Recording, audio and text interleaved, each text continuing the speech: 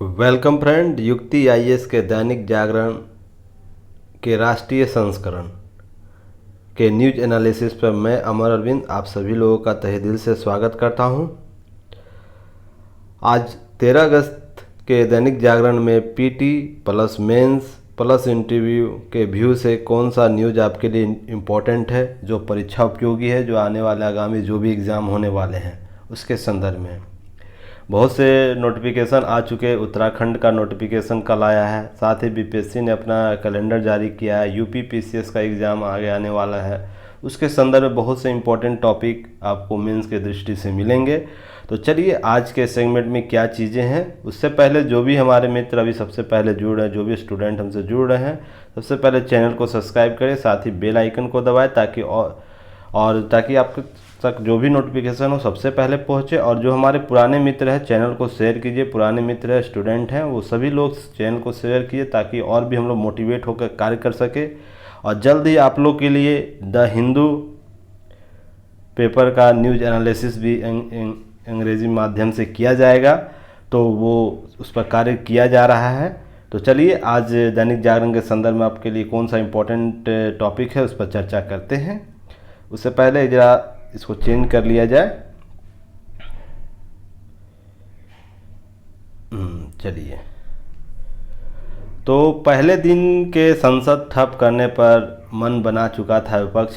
आरोप प्रत्यारोप का दौर चल रहा है। इसके संदर्भ में कल मैंने कुछ नियम शर्तें आप लोगों को बताया था, क्या होता है संसद में नियम कानून, उससे संबंधित कुछ बातें आप लोगों को बताया था। कल के वीडियो में आप लोग जाके देख सकते हैं। साथ ही इस पर आप लोग नज़र बनाइए, इसके एक सेगमेंट अलग से मैं लेकर आऊँगा आप लोग के लिए। एक वीडियो इम्पोर्टेंट टॉपिक के संदर्भ में एक वीडियो बना दूंगा, तो वहाँ पर सभी चीज़ों को शामिल कर लिया जाएगा। वो क्लासेस प्रिंस जसवाल सर के द्वारा ले लिया जाएगा। आगे चलते हैं, देखते हैं क्या है आपके लिए और भी बहुत ही इम्पोर्टेंट टॉपिक ये आपको आज मिला है। कल भी इस पर मैंने चर्चा किया था। क्या खर्च के हिसाब से नहीं देने पर 5 प्रत्याशियों को 3 साल नहीं लड़ सकेगा चुनाव ने एक निर्णय दिया है और ये किस राज्य से संबंधित, ये झारखंड से संबंधित है। तो आगामी जेपीएससी एग्जाम होने वाले हैं, तो उसमें ये महत्वपूर्ण तो हो ही जाता है। कल बिहार के संदर्भ में कुछ बातें चुनाव आयोग ने कहा था, तो उसका वीडियो कल के दैनिक जागरण एनालिसिस में आप लोग देख सकते हैं। आज फिर एक बहुत बड़ा फैसला निर्वाचन आयोग ने लिया है झारखंड के मामले में। विधानसभा चुनाव में जिन कुछ प्रत्याशियों ने अपना ब्यौरा नहीं दिया चुनाव खर्च के संबंधित में, तो उनको 6 साल का प्रतिबंध लगा दिया गया। तो वो कौन कौन है इसके संदर्भ में आप लोग यहाँ से देख सकते हैं। इसके लिए कुछ न्यूज़ दिया हुआ आप लोग पढ़ सकते हैं। की पॉइंट इसके लिए क्या है, यह बहुत महत्वपूर्ण टॉपिक है, आपको एग्ज़ाम में बार बार पूछे जाते हैं। इसे PT plus mains plus interview से इसमें आपको प्रश्न होते हैं। तो इसमें प्रश्न की नोट के तौर पर क्या शामिल किया गया, चलिए देखते हैं। आप लोग थोड़ा धैर्य बना के वीडियो देखिए, क्योंकि वीडियो 40 मिनट के आसपास हो जाता है। और ये 40 मिनट क्यों हो जाता है आप लोग को पता है, क्योंकि इसमें पीटी मेंस और इंटरव्यू तीनों सेक्शन को कवर किया जाता है। पर इतनी गारंटी है, अगर आप ये धैर्य के साथ 40 मिनट अगर वीडियो देखते हैं, तो आपका जो कॉन्सेप्ट है बहुत हद तक क्लियर होगा।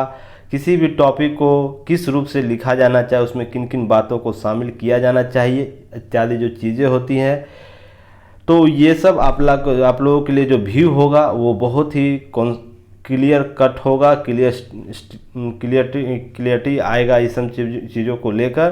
तो चलिए इसके संदर्भ में देखते हैं, तो धैर्य बनाए रखिए। चलिए आज देखते हैं निर्वाचन आयोग की संरचना क्या है इसके संदर्भ, क्योंकि जब भी इस तरह की बात होगी तो निर्वाचन आयोग के संदर्भ में शक्ति उनकी क्या है, उसका संरचना क्या है, उसके कार्यशैली क्या है, उसके संबंधित विधि विधान क्या है, संविधान में क्या बातें की गई, इस सब पर चर्चा की जाती है। तो निर्वाचन आयोग की संरचना क्या है, सबसे पहले ये देख लेते हैं। यह एक संवैधानिक निकाय है, सभी को पता है। चुनाव आयोग की स्थापना कब की गई थी, 25 जनवरी 1950 को। ये सब पीटी फैक्ट है, आप लोग जानते ही हैं। तो ये सब संविधान के भाग 15 के अनुच्छेद 324 से 329 तक चुनाव आयोग के सदस्यों शक्ति, कार्य, कार्यकरण, पात्रता संबंधी आदि जानकारी दी गई है, संबंधित बातें की हुई है। अब भारत के राष्ट्रपति, उपराष्ट्रपति, संसद, राज्यों के विधानसभा चुनाव के अधीक्षण, निर्देशन और नियंत्रण में भारत निर्वाचन आयोग का अधिकार क्षेत्र प्राप्त है। तो किसके लिए चुनाव निहित, ये चुनाव जो भारत का निर्वाचन आयोग है वो किसके लिए कराता है चुनाव? राष्ट्रपति, उपराष्ट्रपति, संसद के सांसदों के लिए, राज्यों के विधानसभाओं के लिए। तो इससे संबंधित बातें हैं। आयोग में मूलतः केवल एक चुनाव आयुक्त का प्रावधान था। जब मूल संविधान में जब लागू किया गया था उस समय एक चुनाव आयुक्त जो निर्वाचन आयोग की व्यवस्था की गई थी। लेकिन राष्ट्रपति की अधिसूचना 16 अक्टूबर 1989 में, कब 1989 में, यह 3 सदस्यीय हो गया।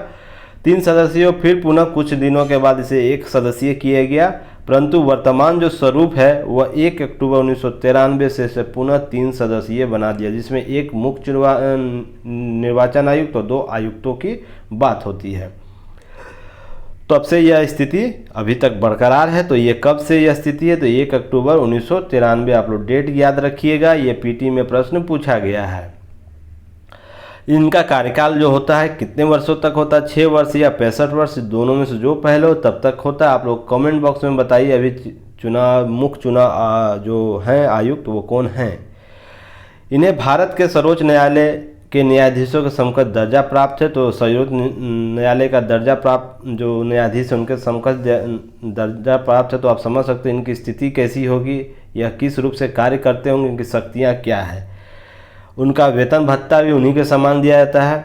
और मुख्य चुनाव आयुक्त को संसद द्वारा सर्वोच्च न्यायाधीश के हटाने संबंधी प्रक्रिया, जैसे सर्वोच्च न्यायालय के न्यायाधीशों को हटाने की प्रक्रिया है उसी प्रकार चुनाव आयुक्त को हटाने की प्रक्रिया है। तो उसके संबंध में एक विस्तृत वीडियो बनाया जाएगा, क्योंकि वो बहुत ही लंबा हो जाएगा इसके संदर्भ में।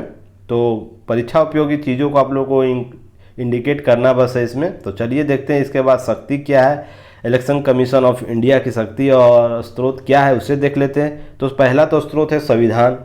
संविधान का अनुच्छेद 324 के तहत शक्ति प्राप्त है। नेक्स्ट है सर्वोच्च न्यायालय का निर्णय जो कभी कभी आता है, उसके संदर्भ में सर्वोच्च न्यायालय के द्वारा जो दिया जाता है शक्तियाँ उसके संदर्भ में। तो सर्वोच्च न्यायालय ने मोहिंदर सिंह गिल बनाम मुख्य चुनाव आयुक्त 1978 के मामले में कहा या वाद में कहा, क्या कहा कि अनुच्छेद 324 के तहत स्वतंत्र निष्पक्ष चुनाव सुनिश्चित कराने का दायित्व इलेक्शन कमीशन ऑफ इंडिया है। तो आप जब भी स्वतंत्र और निष्पक्ष चुनाव की बात करते हैं तो इस बात की चर्चा जरूर करनी होगी, नहीं तो आपका आंसर कहीं ना कहीं अधूरा रह जाएगा। क्यों रह जाता है? क्योंकि सुप्रीम कोर्ट ने यह जजमेंट इसी संदर्भ में दिया था कि स्वतंत्र और निष्पक्ष चुनाव का उसका प्रथम प्राथमिक और उत्तरदायित्व है चुनाव आयोग का। तो इसी संदर्भ में वो कुछ भी कदम उठा सकती है जो उसे उचित लगेगा उस समय, जो निष्पक्ष चुनाव कराने के संदर्भ में।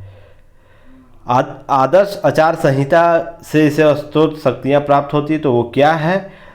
इलेक्शन कमीशन इंडिया द्वारा जारी आदर्श आचार संहिता, model code of conduct MCC।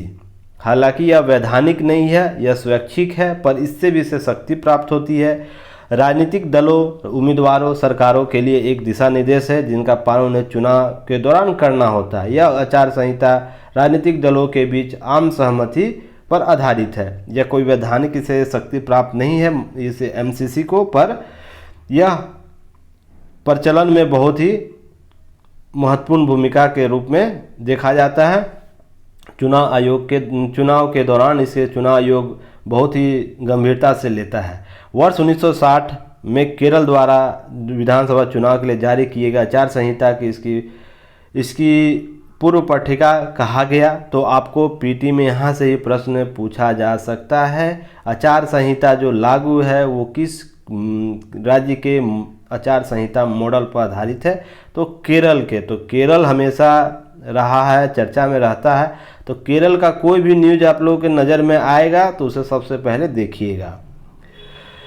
इसे बाद में इलेक्शन कमीशन ऑफ इंडिया द्वारा इसे अपनाया गया और पुरस्कृत किया गया और वर्ष 1991 का इसे सख्ती से लागू किया। तो आचार संहिता या MCCC कब से लागू किया जा रहा है? तो वर्ष 1991।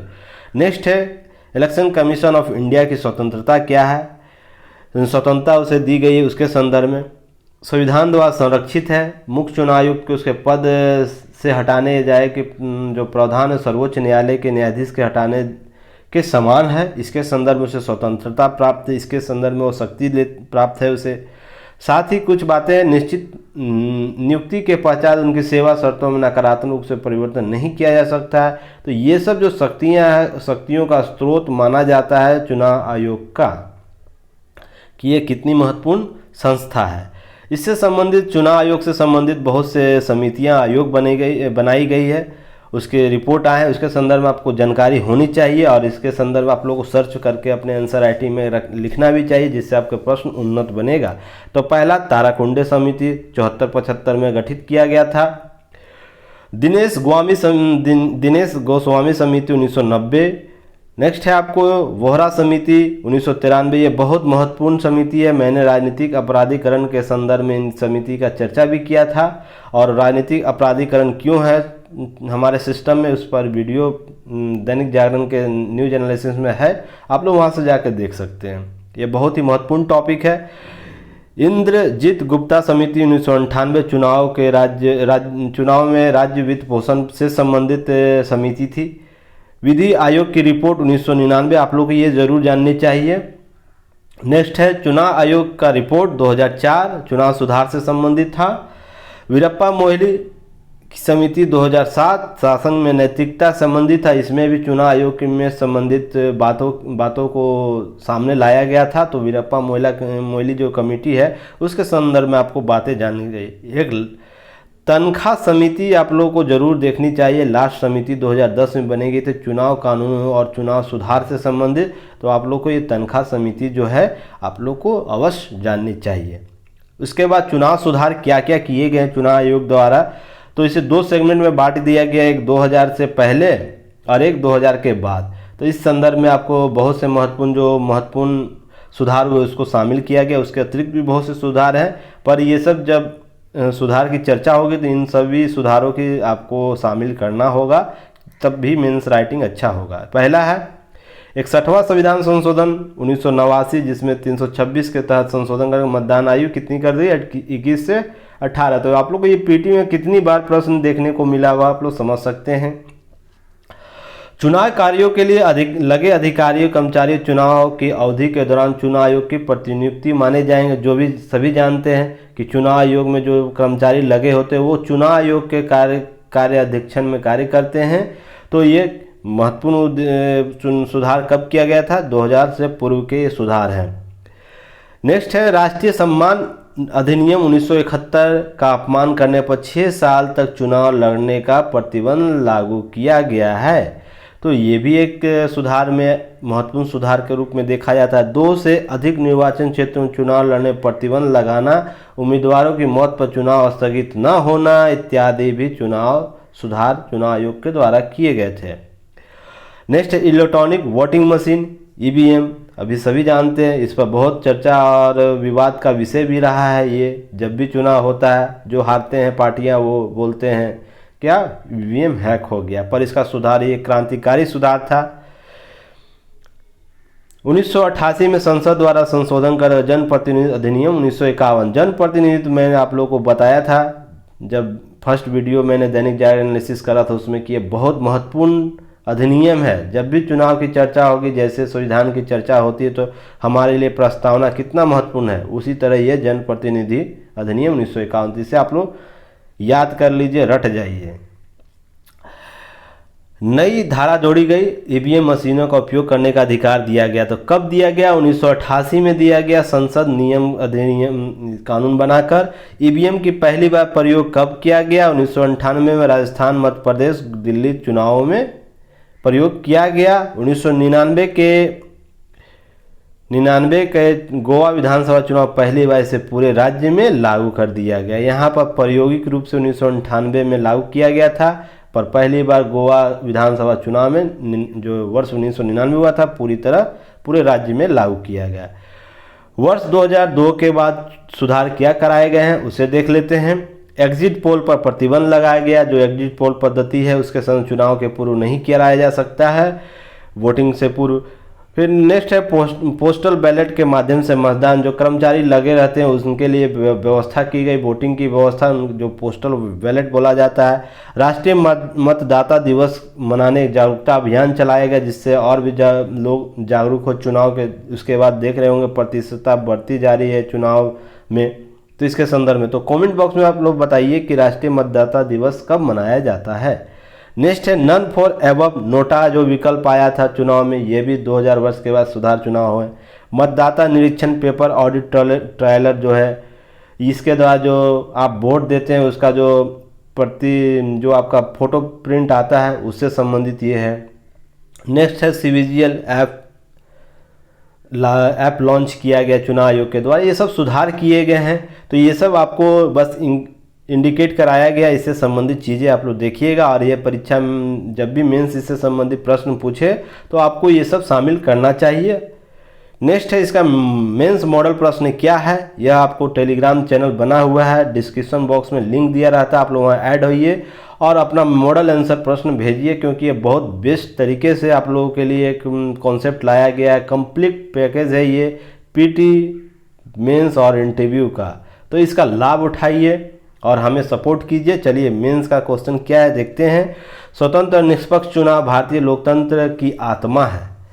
इस संबंध में चुनाव आयोग द्वारा किए गए या अपनाए गए विभिन्न तकनीकों को रेखांकित कीजिए। तो सबसे पहले तो आपको ये बताना है, ये करना है कि स्वतंत्र और निष्पक्ष चुनाव भारतीय लोकतंत्र की आत्मा कैसे है इसके संदर्भ में, और उसके बाद क्या विभिन्न तकनीक अपनाए इस संदर्भ में चुनाव आयोग ने। तो इसके संदर्भ में आपको model answer Telegram channel Dainik Jagran news analysis आपको युक्ति आईएएस का बना हुआ, आप लोग जाके ऐड हो सकते हैं।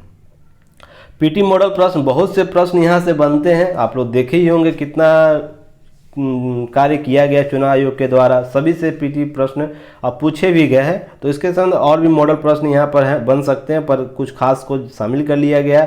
चुनाव आयोग का गठन कब किया गया, संविधान के किस अनुच्छेद के चुनाव आयोग के चुनाव संबंधी शक्तियाँ प्राप्त है, चुनाव सुधार संबंधित विधि आयोग की रिपोर्ट कब प्रकाशित हुई, और इंद्रजीत गुप्ता समिति गठन कब किया गया। तो इससे संबंधित मॉडल प्रश्न आपको देखने को मिलेंगे। और ये आप लोग को नेक्स्ट न्यूज के तौर पर आपको प्रश्न यहाँ से पूछे जा सकते हैं, क्या जो ट्विटर अकाउंट या सोशल मीडिया से संबंधित जो है चीज़ें क्या हैं, इससे क्या संबंधित चीज़ें हैं, बार बार न्यूज में आता, तो आज इस पर विशेष चर्चा कर लिया जाए, ताकि आप लोग को परीक्षा उपयोगी जब भी ये प्रश्न पूछा जाए तो आप लोग प्रश्न का उत्तर देने उपयुक्त हों। चलिए की पॉइंट के तौर पर क्या शामिल है। ट्विटर द्वारा अपनाए गए उपकरण क्या है, अगर अकाउंट ब्लॉक करता है उसके संबंधी अगर किसी प्रकार का उसे शंका होता तो किस रूप से वो कर सकता है। तो उसके लिए वो गोपनीयता विधि अपनाता है, जिसमें निजी जानकारी आप शेयर किसी का नहीं कर सकते, गैर सहमतिपूर्ण नग्नता या इस प्रकार का मटेरियल आप लोग अपलोड नहीं कर सकते हैं। प्रामाणिकता के आधार पर अकाउंट ब्लॉक कर सकता है, तो वो है सिंथेटिक और मैनिपुलेटेड मीडिया के संबंध में। तो आप बताइए कमेंट बॉक्स में हाल ही में ये चर्चा किस नेता के संदर्भ में रहा है। कॉपीराइट और व्यापार से संबंध में आपका ट्विटर अकाउंट ब्लॉक किया जा सकता है।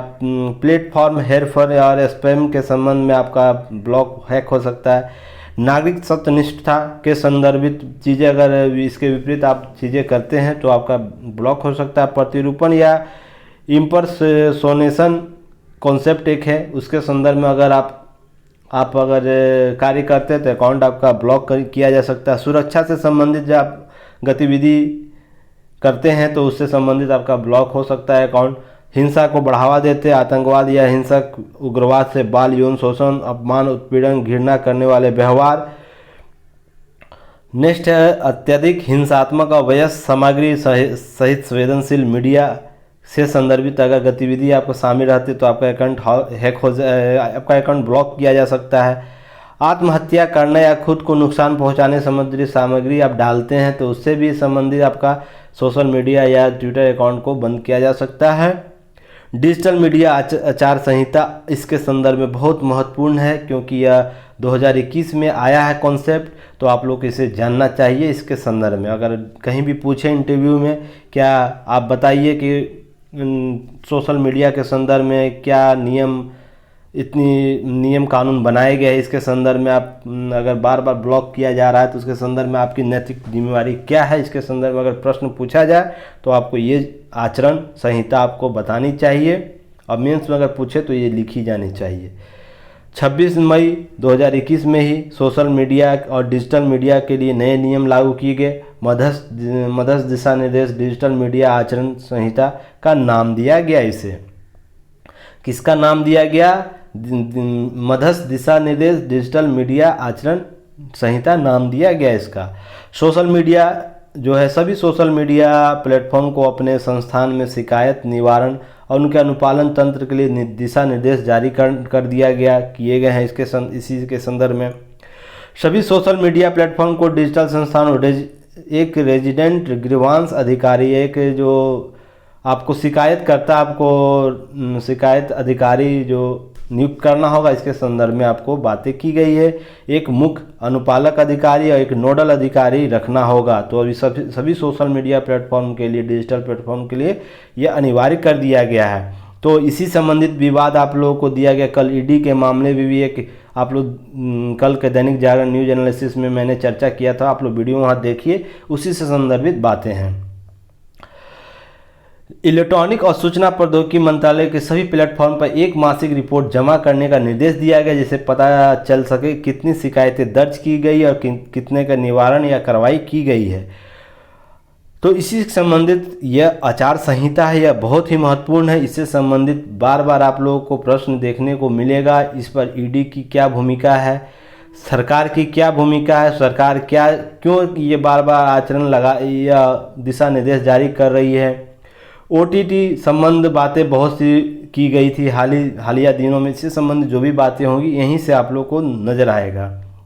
नेक्स्ट है, आपको हमेशा चर्चा में मिला होगा आईटी कानून की धारा 79, हमेशा चर्चा रहता है आईटी एक्ट का। क्यों रहता है इसे देख लेते हैं, ये क्या इसमें प्रावधान इससे संबंधित। इसे सेफ हार्बर सुरक्षा भी कहा जाता है। सेफ हार्बर इसी आईटी एक्ट के तहत लोग इस जो एक्ट बना था 2000 में, उसके संदर्भ में बोलते हैं 79 के संदर्भ में, क्या यह हमें सेफ बनाता है कि हम इसके संदर्भ में कुछ भी पोस्ट कर सकते हैं। उसका संशोधन किया जा चुका है, पर यह एक्ट महत्वपूर्ण धारा महत्वपूर्ण है इस संदर्भ में। तो क्या है उसे जान लीजिए, आप लोग देख लीजिए। कोई भी मध्यस्थ अपने प्लेटफॉर्म पर किसी भी तीसरी पार्टी की सूचना, डाटा, कम्युनिकेशन लिंक के लिए कानूनी या किसी भी तरह का जिम्मेवार नहीं है। जो पहला आईटी एक्ट था, जो संशोधन 2021 में किया गया, तो उस समय के आईटी एक्ट 2000 के संदर्भ में ये बातें की गई थी। तो उस समय क्या बोला गया था कि आप तीसरी पार्टी की सूचना, डाटा, कम्युनिकेशन लिंक के लिए कानूनी या किसी तरह का जिम्मेवार नहीं है, बशर्ते मध्यस्थ की जारी संदेश किसी तरह का कोई छेड़छाड़ी नहीं किया गया है। मान लीजिए मैं अमर अरविंद आज पोस्ट करता हूँ कुछ जो मेरे विवेकाशील अधिकार के तहत मैं किसी सोशल मीडिया पर अपने फेसबुक अकाउंट पर कुछ पोस्ट करता हूँ, उसे कोई तीसरा व्यक्ति, मान लीजिए अमुक व्यक्ति, कोई भी हो सकता है XYZ, उसने मेरा जो पोस्ट था उसे डिमोलिटेट किया, मोलिटेट करके किसी ने डिमोलिटेट किया, इसी तरह मेरे पोस्ट को X ने पोस्ट कर दिया, इसने थोड़ा सा चेंज किया, इसने पूरा चेंज कर दिया मेरी बातों को। तो जब तक ये स्थिति रहेगी तो तब तक ये धारा 79 चर्चा में रहेगी। ये तीनों स्थिति XYZ की देखी जाती है। सोशल मीडिया पर 3 प्रकार के व्यक्ति वहाँ रहते हैं। तो इस संदर्भ में ये धारा, तो मैं जिम्मेवार नहीं होगा उसके लिए, व्यक्ति वो जिम्मेवार होगा। तो इस संदर्भ में तो यही बहाना मारकर सारे लोग बच जाते थे, क्या मैंने ये पोस्ट नहीं किया है, यह जो XYZ ने इस व्यक्ति को मैनिपुलेट करके मेरे पोस्ट को शेयर किया है। तो जो जारी करता था वो हमेशा बच जाता था। अब वो ऐसा स्थिति नहीं है। अब इसी के साथ 79(2) आप लोगों को भी जानना चाहिए। 92C का एक्ट, इसी में धारा जो है उसको जानना चाहिए। क्या है, जिक्र किया गया है कि मध्यवर्ती संस्थाओं ने अपने कर्तव्यों का पालन करते समय उचित तत्परता बरतनी चाहिए। चाहिए, साथ ही केंद्र सरकार द्वारा प्रस्तावित अन्य दिशा निर्देशों का भी पालन करना चाहिए। तो ये क्या कहता है, साथ ही अगर इस प्रकार का XYZ कुछ कार्य कर रहा है तो अगर मैं अमर अरविंद मुझे ये जानकारी में आता है तो तुरंत मुझे सूचित करना चाहिए जो भी संस्था इससे है, ताकि त्वरित कार्रवाई किया जा सकते, तत्कालिक कार्रवाई किया जा सके संस्था के द्वारा। अब सूचना प्रौद्योगिकी कानून IT एक्ट जो है उसे 2000 को देखते हैं, उसमें कुछ महत्वपूर्ण बातें हैं, उसे परीक्षा उपयोगी चीज़ें जाननी चाहिए।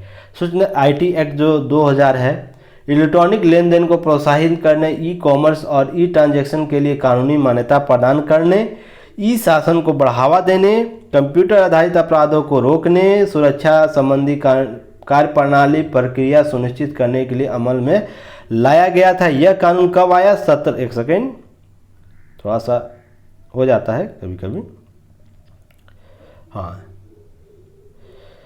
17 अक्टूबर 2000 से लागू है। तो कब से लागू है? 17 अक्टूबर 2000 से यह लागू है। तो आप लोग ये चीज़ें देखिए, यहाँ से आप लोगों को समझ में आएंगी। नेक्स्ट है, इससे पहले 200 जो एक्ट था, 2000 एक्ट था IT एक्ट, उससे पहले क्या था नियम? तो उससे पहले ऑफिशियल सीक्रेट एक्ट 1923 के तहत चीज़ें की जाती थी, तो उससे संबंधित और भी एक्ट बनी थी। तो महत्वपूर्ण एक्ट इसके संदर्भ में नए सूचना कानून 2021 को आप लोग को जानना चाहिए। ये महत्वपूर्ण संशोधन है। आगामी जो भी मेंस होने वाले, इंटरव्यू होने वाले, वहाँ से ये प्रश्न पूछे जाएंगे। अब PTA ओरिएंट बातें तो पूछी ही जाती है। तो फरवरी 2021 में केंद्र सरकार द्वारा सूचना प्रौद्योगिकी मध्यवर्ती संस्थानों के लिए दिशा निर्देश डिजिटल मीडिया आचार संहिता, जिस आचार संहिता का मैं ऊपर बात किया, यहीं से निकला है, यहीं से आया है। तो इसके संदर्भ में बातें की गई, अधिसूचित किया गया है। The information technology guidelines for intermediary and digital media ethics code rule 2021। तो इसे देख लीजिएगा। इसके संदर्भ में मुख्य बातें हैं, कुछ मैंने यहाँ इंक्लूड किया है। इसका अनुपालन सुनिश्चित करने के लिए 3 माह का समय दिया गया। पहला तो 3 माह का समय दिया गया था, जो सभी बहुत से मीडिया हाउसेज ने अनुपालन नहीं किया, जो उन्हें नोटिस दिया गया। ED का छापा भी पड़ा उन पर, विशेष जो स्कॉट होते हैं उनका भी छापा पड़ा है। बहुत से लोगों ने अपना विशेष जो बनाना था, अधिकारियों का, नोडल एजेंसियों को नियुक्ति करना था, उन्होंने किया। जो नहीं किया उन पर कार्रवाई की जा रही है। तो इसके लिए कितना माह का समय दिया था? 3 माह। तो PT ओरिएंट तो यहाँ से प्रश्न पूछे जाएंगे। सोशल मीडिया द्वारा सही एवं उचित जानकारी का स्रोत बना रहे, इस संबंध में नियम यह लागू किया गया है। नेक्स्ट आपके लिए है, 1 सेकेंड लगता है, नेट मेरा ऑन है। सोशल मीडिया का वर्गीकरण, इसके संदर्भ में बातें की गई है। तो वर्गीकरण 2 प्रकार से किया गया। Regulating social media intermediate RSMIS और intermediate social media intermediate SSMIS। तो इस पर DNA में आपको, DCA में आपको बनाया गया है वीडियो, आप लोग वहाँ जाके देख सकते हैं। बहुत विस्तृत तरीके से वहाँ बना दिया गया है। नेक्स्ट है, IT अधिनियम धारा 79 के तहत प्रदान की जाने सेफ हार्बर को सुरक्षा को समाप्त की जा सकती है। इसके संदर्भ में दिशा निर्देश दिए गए हैं। OTT over the top platform जो होता है, अमेजन प्राइम होता है, और भी सोनी लिव प्राइम है, MX प्राइम है। इस प्रकार का जो आप लोग ऑनलाइन वीडियो देखते हैं, वेब सीरीज़ देखते हैं, उसके संदर्भ में OTT over the top platform इसके दायरे में लाया गया। तो किस अधिनियम, किस एक्ट के तहत दायरे में लाया गया, ये प्रश्न आपको पूछा जा सकता है। नोट इसके संबंधित आप लोगों को जानकारी रहनी चाहिए। कुछ बातें, तथ्य, जैसे डिजिटल समाचार मीडिया संगठन पहले से भारतीय प्रेस परिषद जो प्रेस काउंसिल ऑफ इंडिया आचार संहिता से जुड़ा है। कुछ आचार संहिता वहाँ दिया गया था। तहसीन एस पूनावाला वादा 2018 आप लोगों को पता होना चाहिए। तो आप लोग इसको सर्च करके देख लीजिएगा क्या संबंधित चीज़ें हैं। मेंस मॉडल प्रश्न क्या है उसे देखते हैं। सोशल मीडिया OTT प्लेटफॉर्म या IT एक्ट के नियम वैचारिक अभिव्यक्ति से संबंधित मौलिक अधिकार को अंकुश लगाता है। युक्त विवेचना कीजिए, क्या आप इसे सकारात्मक मानते हैं या नकारात्मक मानते हैं। इस संदर्भ में आपको तुलनात्मक अध्ययन करके आपको युक्त विवेचना करना है। पीटी मॉडल प्रश्न यहाँ से देखते हैं। आईटी एक्ट सर्वप्रथम कब लागू किया गया? आईटी एक्ट का अधिनियम 2021 कब लागू किया? ओटीटी संबंधित वर्गीकरण क्या है? इससे संबंधित बातें देखने को मिलेगी। और भी बहुत सी न्यूज़ हैं, न्यूज़ आप परीक्षा उपयोगी है जिस पर रीड आपको रखना चाहिए, ध्यान रखना चाहिए। हेल्थ कार्ड से संबंधित जानकारी रखनी चाहिए। दिल्ली सरकार ने अगले साल से हेल्थ कार्ड विदेश के तर्ज पर दी जाएगी। भारत में भी हेल्थ कार्ड चल रहा है, तो आप उसके संबंध में आप लोग जानकारी रखिएगा। नेक्स्ट है न्यूज, यहाँ पर महिला स्वयं सहायता समूहों के लिए दुगनी हुई ऋण सीमा। तो ये बहुत महत्वपूर्ण है क्योंकि महिला सशक्तिकरण में ये बहुत ही महत्वपूर्ण भूमिका अदा किया है। इसके संदर्भ में प्रधानमंत्री मोदी जी को द्वारा जो दिशा निर्देश दिए जा रहे हैं उसके संदर्भ में बहुत सी बातें की गई है, बहुत सी चीज़ें हैं न्यूज़ में आप लोग देख सकते हैं। 20 लाख कर दिया गया है और आरबीआई ने इसका नोटिफिकेशन भी जारी कर दिया है। आजीविका, राष्ट्रीय आजीविका मिशन की चर्चा है, तो इससे संबंधित बातें हैं। तो आप लोग न्यूज़ देखिएगा, पढ़िएगा, की पॉइंट के तौर पर क्या उसे देखते हैं। चलिए देखते हैं राष्ट्रीय आजीविका मिशन है क्या। इस योजना के दो महत्वपूर्ण घटक है, एक ग्रामीण और दूसरी शहरी। तो इसके संदर्भ में दीनदयाल अंत्योदय योजना राष्ट्रीय ग्रामीण आजीविका मिशन, जिसे दीनदयाल अंत्योदय योजना नेशनल रूरल लाइवलीहुड मिशन कहा जाता है। ये आप लोग को तो एकदम रट जाना चाहिए क्योंकि जब भी आपको मैंने क्या बताया था, 3-4 टॉपिक आप लोग बताया, जब भी आए इससे संबंधित तो आप लोगों को ये सब चीज़ें पता होनी चाहिए क्योंकि प्रश्न यहीं से पूछे जाते हैं। दीनदयाल अंत्योदय योजना ग्रामीण राष्ट्रीय शहरी आजीविका मिशन, दीनदयाल अर्बन या लाइवलीहुड मिशन है। तो ये दोनों योजनाओं के बारे में आप लोग अच्छी तरीके से पढ़ लीजिए, जान लीजिए। गरीबों को विशेष तौर पर महिलाओं को मजबूत करने वाली संस्थाओं का निर्माण, गरीबी उन्मूलन को प्रोत्साहन देने वाली प्रमुख योजना है। यह राष्ट्रीय ग्रामीण दोनों ही स्तरों पर दी जाती है। इसके जरिए इन संस्थानों व्यापक वित्तीय सेवाएं और आजीविका सुलभ कराई जाती है। आरबीआई द्वारा दिशा निर्देश के अनुसार स्वयं सहायता समूहों के लिए 10 लाख रुपये के लोन की जो सीमा है, उस किसी भी तरह गारंटी की जरूरत नहीं होगी, न ही किसी प्रकार का मार्जिनिंग लिया जाएगा। तो इसके संदर्भ में नोटिफिकेशन दिया गया। समझ लिए 10 लाख तक आपको महिलाओं को स्वयं सहायता समूह के जरिए आपको मुफ्त ऋण दिया जा रहा है। तो उसके संदर्भ में बहुत से कार्य किए जा रहे हैं, तो इससे आप लोगों को नज़र रहनी चाहिए इस पर। इसके अलावा स्वयं सहायता समूह को लोन जो होगा ऋण मंजूरी करते समय किसी तरह के लिए जमा भी करने को नहीं कहा जाएगा। तो वे अपने आवश्यकता अनुसार जमा करेंगे। तो इसके संदर्भ में समझ सकते हैं सरकार कितनी सजग है और आरबीआई कितना उदार नीति अपना रहा है। जो स्वयं सहायता समूह के लिए 10 लाख रुपये से बढ़ाकर उसे 20 लाख रुपया कर देने लोन की कोई गारंटी नहीं ली जाएगी, न ही इसके लिए बचत बैंक खाते पर कोई दावे का लिखा जाएगा या दावा किया जाएगा। इसके संदर्भ में बातें की गई आरबीआई के द्वारा।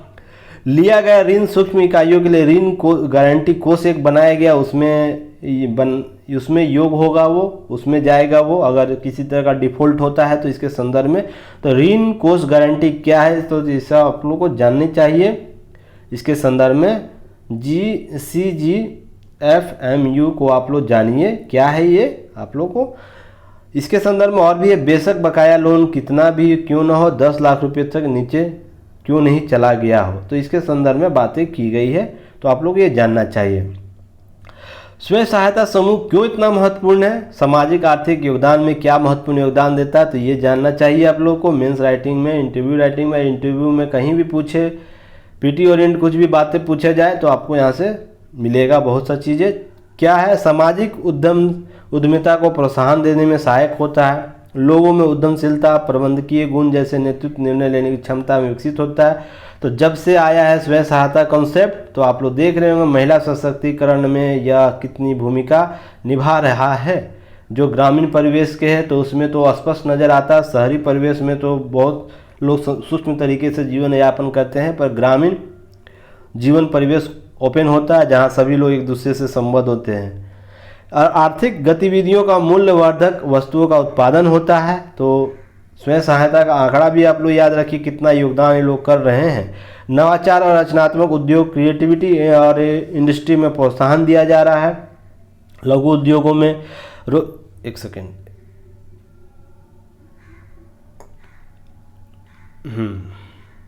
नेक्स्ट है रोजगार, स्वरोजगार, उद्यमशीलता, गरीबी उन्मूलन में सहायक है। जो भी स्वयं सहायता समूह में से जुड़े लोग हैं, जुड़ी महिलाएं, जुड़ी संस्थाएं लोग हैं, उसके गरीबी उन्मूलन में यह बहुत ही महत्वपूर्ण भूमिका अदा किया है। डाटा के अनुसार यह कहा जा रहा है विभिन्न संस्थानों जैसे मानवीय, वित्तीय, प्राकृतिक, अन्न समुचित उपयोग का स्थानीय मांग सुनिश्चित, वस्तुओं और सेवाओं के उत्पादन में स्थानीय अर्थव्यवस्था की मजबूती प्रदान किया है। इसने महिला स्वयं सहायता समूह को उत्पादित वस्तुएं, खाद्य पदार्थ जैसे अचार, पापड़, अगरबत्ती, मुरब्बा जैसे और लघु उद्योग बनाया जाता है। लघु व कुटीर उद्योग के संदर्भ में कार्य किया जाता है। उसके समय महिलाओं का वित्त पोषण, बच्चों का महत्वपूर्ण विकास हो रहा है। ग्रामीण से शहरी क्षेत्रों में होने वाला पलायन को रोकने में यह सहायक है। देखिए कितना महत्वपूर्ण है, पलायन को भी यह रोकता है क्योंकि आय का साधन मिलता है इनको, तो इससे संबंधित चीज़ें होती है। स्वैच्छिक बचत और वित्तीय समावेश को प्रोत्साहन देता है। यह जब से यह कार्य कर रहा है, आजीविका मिशन कार्यशील हुआ है, उसके संदर्भ में आपको बचत महिलाओं का बचत वृद्धि बढ़ा है। डाटा के अनुसार इसके संदर्भ में श्रम आधारित रोजगार कर्ण सृजन वाले को बढ़ावा गया है। तो लघु एवं कुटीर उद्योग में इनका भूमिका बढ़ा है, तो श्रम आधारित जो रोजगार है उनका भी सृजन हुआ है। क्षेत्रीय आर्थिक सामाजिक असमानता कम करने में सहायक रहा है या सहायक बनता है। तो समझ सकते हैं महिला सशक्ति जो स्वयं सहायता समूह एक कंप्लीट पैकेज है महिला सशक्तिकरण के लिए और समाज सशक्तिकरण के लिए, तो इसलिए ये महत्वपूर्ण है और ये बार बार इससे प्रश्न पूछा जाता है। और महिला कैंडिडेट जो होती हैं, वुमेन कैंडिडेट जो होती हैं, जो इंटरव्यू में जाती हैं, इंटरव्यू तक पहुंचती हैं, उनसे ये प्रश्न जरूर पूछा जाता है महिला सशक्तिकरण के संदर्भ में सरकार के हालिया कार्य क्या है। तो उसमें महिला स्वयं सहायता समूह की भूमिका आप लोग उनके द्वारा दिया जाना चाहिए क्योंकि ये कंप्लीट पैकेज है। उसके अतिरिक्त बहुत सी योजनाएं भी चलाई जाती है। नेक्स्ट है आज मेंस मॉडल प्रश्न क्या है, राष्ट्रीय मिशन महिला सशक्तिकरण के संबंध में बेहतर विकल्प प्रस्तुत करता है, क्या आप इस बात से सहमत है, विवेचना कीजिए। नेक्स्ट प्रश्न एक और है, स्वयं सहायता समूह भारत में आत्मनिर्भर बनने में महत्वपूर्ण भूमिका अदा कर रहा, टिप्पणी करें। 2 प्रश्न है, तो टेलीग्राम पर जाइए, लिंक से ऐड होइए और वहाँ अपना मॉडल प्रश्न भेजिए, जहाँ से चेक करके आप लोगों को आंसर फॉरवर्ड किया जाएगा। पीटी मॉडल प्रश्न क्या है, बहुत से पीटी के प्रश्न यहाँ से बनते हैं और आए भी हैं। तो इसके समय मॉडल प्रश्न है जैसे राष्ट्रीय आजीविका मिशन के तहत महिला स्वयं सहायता समूह को ऋण प्राप्ति होगी, कितनी होगी, सूक्ष्म इकाइयों के लिए ऋण गारंटी कोष क्या है, इसके संदर्भ में आपको पीटी के प्रश्न देखने को मिलेंगे। तो ये आपको यहाँ से एक महत्वपूर्ण प्रश्न टॉपिक मिलता है, परीक्षा उपयोगी पीटी प्लस मेंस। आपको इनका जो अभी चीफ जस्टिस ऑफ इंडिया जो हैं उनका एक लेख आया है, तो आप लोग इसको देखिए, ज़रूर पढ़िए, और भी चीज़ें इनके बारे में और भी आगे चीज़ें होंगी उनको शामिल किया जाएगा। नेक्स्ट आपको न्यूज़ यहाँ कवर करनी चाहिए, यहाँ देखनी चाहिए। जीएसएलवी पर सवाल उठा है, जीएसएलवी पर पीएसएलवी हमारा सफल अभियानों को किया था। पीएसएलवी जो लॉन्च व्हीकल होता है, पर जीएसएलवी पर सवाल उठे हैं। चंद्रयान और कल का जो एक ऑर्बिट भेजा गया था ESO-03, वो दोनों असफल हुआ इस जीएसएलवी के क्रम में ही। तो इसके संदर्भ आप लोग न्यूज़ जाननी चाहिए, इसके संबंधित जो विभिन्न एस्पेक्ट है उसे आप लोग देखिएगा।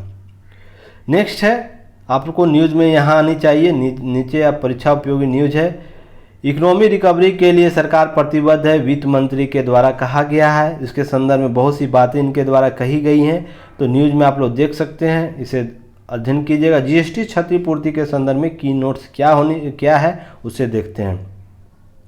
जीएसटी क्षतिपूर्ति, जीएसटी कब लागू किया? 1 जुलाई 2017 को लागू किया। One nation one market one tax की अवधारणा पर प्रणाली पर आधारित है जीएसटी।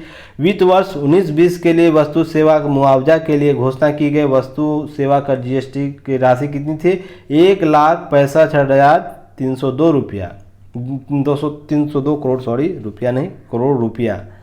रुपया के यहाँ कहाँ से बात हो जाएगी, करोड़ों में बात होती है। निश्चित की है, जबकि मुआवजा उपकर राशि कितनी थी? 95,444 करोड़। वित्तीय वर्ष 2020-21 के लिए केंद्रीय राज्यों के लिए उधार 1.1 लाख करोड़ था। थोड़ा सा आंकड़ा पर ध्यान रखिएगा, आंकड़ा डिक्रीज हो रहा है, तो इससे प्रश्न आपको बनेंगे। और उपकर कितना था इसका 68,700 करोड़ था वित्त वर्ष, और 21-22 के लिए अभी निर्धारण नहीं हुआ है, उसके संदर्भ में बातें आगे आएंगी।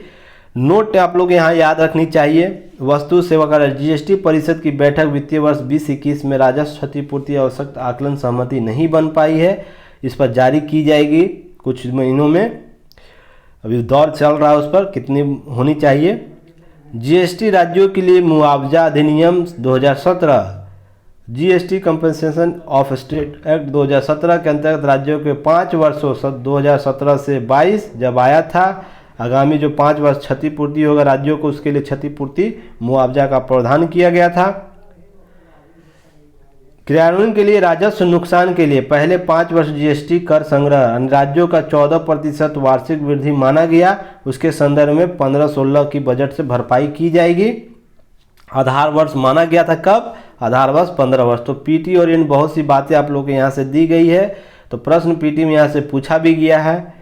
नेक्स्ट है जीएसटी क्रियान्वयन केवल 97,000 करोड़ राजस्व की कमी है, जबकि 1.3 लाख करोड़ जो 38 लाख करोड़ है का नुकसान एक्ट ऑफ गॉड के तहत जो कोविड महामारी के दौरान हुआ उत्पन्न अवधारणा परिस्थितियों के कारण हुआ है, यह केंद्र सरकार का पिछले बजट में मानना है। तो ये सब चीज़ें आप लोगों को जाननी चाहिए। मेंस मॉडल प्रश्न आपको यहाँ से आएंगे, क्या आएंगे।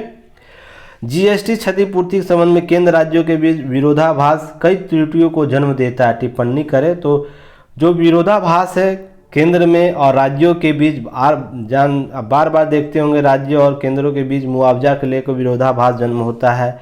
पैकेज सिस्टम बोलता है आप ऋण लीजिए बाजार से या सरकार से प्रतिभूतियों को खरीदिए, तो इस संदर्भ में जो विरोधाभास है तो कई त्रुटियों को जन्म देता है। इसके संबंध में अपना उत्तर लेखन आप लोग बताइए किस तरह उत्तर प्रारूप होगा, टेलीग्राम पर आप लोग सेंड कीजिए अपने उत्तर को। बहुत से प्रश्न आपको यहाँ से पीटी को मिलेंगे। तो इसके संदर्भ में जीएसटी कब लागू हुआ, भारत जीएसटी बेरोजगार प्रतिरूप किस देश का है, तो आपको बीपीएससी के आपको एग्जाम में ये सब पूछा भी गया है कि कहाँ से यह लिया गया, किस देश द्वारा प्रथम बार लागू किया गया। सर्वप्रथम जीएसटी किस देश द्वारा लागू किया, भारत जीएसटी का वर्गीकरण कितने स्तरों में है, तो इससे संबंधित प्रश्न आपको देखने को मिलेंगे। तो इससे संबंधित बहुत सी महत्वपूर्ण चीज़ें हैं, और भी आप लोग को ये जाननी चाहिए। ये आप लोग को आज तो पढ़ना ही चाहिए, ज़रूर पढ़ना चाहिए। सक्षम पीढ़ी तैयार करने वाली शिक्षा नीति है, धर्मेंद्र प्रधान द्वारा कहा गया है। तो ये कौन है आप लोग जान ही रहे हैं। साथ ही कर्नाटक ने पहला शिक्षा नीति लागू करने वाला पहला राज्य बन गया, उसके संदर्भ में बातें बहुत सी चीज़ें हैं। तो बहुत सी चीज़ें यहाँ आपको मिलेंगी, यहाँ पर परीक्षा उपयोगी बहुत सी तथ्यों को आप लोगों को यहाँ जानने को मिलेगा। तो ये चीज़ आप पढ़िए, क्योंकि यह सरकार है, सरकार के प्रतिनिधि हैं, तो इनके द्वारा जो भी होगा इनका पॉजिटिव बातें बताई गई होंगी, जो परीक्षा उपयोगी बहुत ही आप लोगों के लिए महत्वपूर्ण बन जाता है। नेक्स्ट है आप लोगों को ये भी टॉपिक जाननी चाहिए, महिलाओं के लिए सम्मान का अधिकार का आह्वान, बराबर का दर्जा दिया जाए। तो इस संदर्भ में एक आर्टिकल आया है गीता भट्ट जी का, तो इससे संबंधित आप पढ़िए न्यूज़ को, इनके आर्टिकल को समझिए क्या है नहीं है। इसके बाद आपको काबुल पर मैं बार बार बोल रहा, अफगानिस्तान पर नज़र रखनी चाहिए, क्योंकि बार बार आपको इससे चीज़ें मिलेंगी, कुछ ना कुछ पॉइंट मिलता रहेगा। क्वाड के संबंध में ताइवान गलियारे की चर्चा की जा रही है, तो क्वाड पर एक जब न्यूज आएगा, बैठक जब होगी उस पर क्वाड पर एक विस्तृत नोट आप लोगों के लिए तैयार करके इसी तरह लाऊंगा, जिसमें सभी चीज़ें शामिल हो जाएंगी। अगर आज शामिल हो जाता तो बहुत लंबा वीडियो, अभी ही देखिए 43 मिनट का वीडियो हो गया। इतना ही आज के न्यूज़ में आपके लिए परीक्षा उपयोगी आज के दैनिक जागरण राष्ट्रीय संस्करण में है। तो आप हमसे जुड़िए, हमें और भी सपोर्ट कीजिए, रिस्पॉन्स अच्छा मिल रहा है। तो चलिए नए विकल्प, नए जो कॉम्पैक्ट है आप लोगों के लिए दिया गया है, पीटी मेंस और इंटरव्यू के बीच से कंप्लीट जो पैकेज लिया जा रहा है उसका सहयोग कीजिए, और जो भी आप लोग को युक्ति पर प्रोवाइड कराया जा रहा है आप लोग उसका यूज कीजिए, ताकि आप लोग बेहतर विकल्प आप लोगों के पास मिले, ताकि जो भी एग्ज़ाम होने वाले हैं उसमें परीक्षा उपयोगी केवल बातों को ही जान सकिए। पर आप लोग प्लेलिस्ट में जाइए, प्लेलिस्ट में सारे वीडियो बने हुए हैं, जहाँ के वहाँ पर आप इसका उपयोग कीजिए। टेलीग्राम से ऐड होइए, वहाँ पीडीएफ सबका दिया जाता है, साथ ही टेलीग्राम का न्यूज़ 3 शिफ्ट में चल रहा है। सुबह आपको 8 से 9, दोपहर में 12 से 1 और शाम में 8 से 9, तो तीनों ही शिफ्ट में टेलीग्राम पर क्विज चलता है और ये डेली शिफ्ट में है। उसका शेड्यूल दिया हुआ रहता है टेलीग्राम पर। आप लोग जुड़िए और उसका लाभ उठाइए। तब तक के लिए मैं अमर अरविंद आप लोगों से विदा लेता हूँ। धन्यवाद। जय हिंद।